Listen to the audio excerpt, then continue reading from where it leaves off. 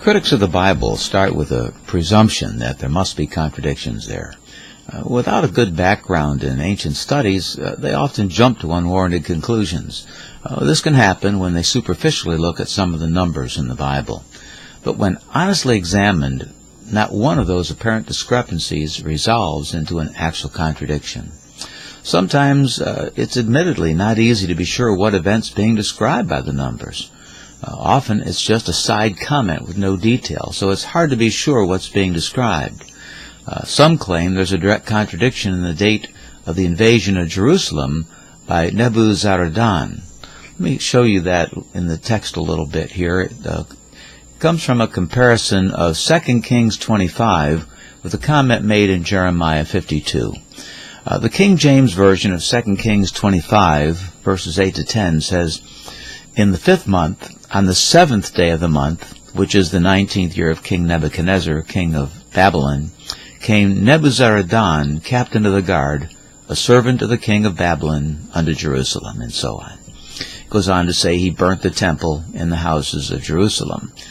And then in Jeremiah 52, verses 12 and 14, it speaks about the same event, except it says, "Now in the 5th month, in the 10th day of the month, which was the 19th year of Nebuchadnezzar, king of Babylon, came Nebuzaradan," and so forth. So was it the 7th day, or was it maybe the 10th day?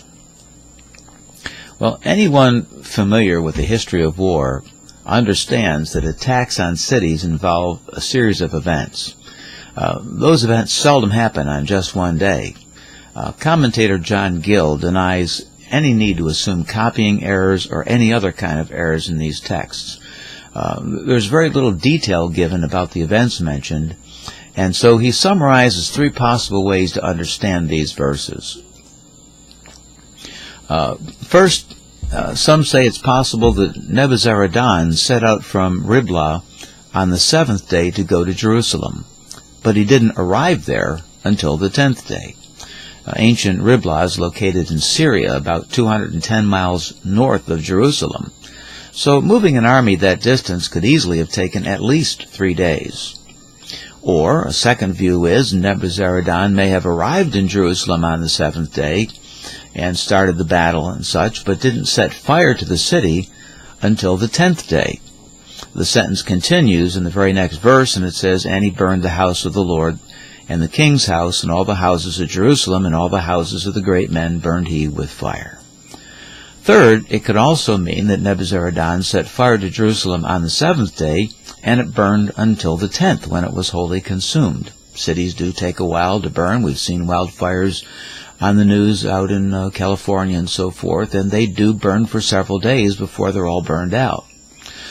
Gill cites various Jewish sources that support this particular last suggestion. Though it's interesting to investigate these various views, one thing is very, very clear.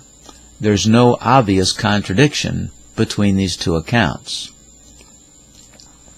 It'd be like finding a contradiction in American history books when it says that we declared our independence from England on July 4th, 1776.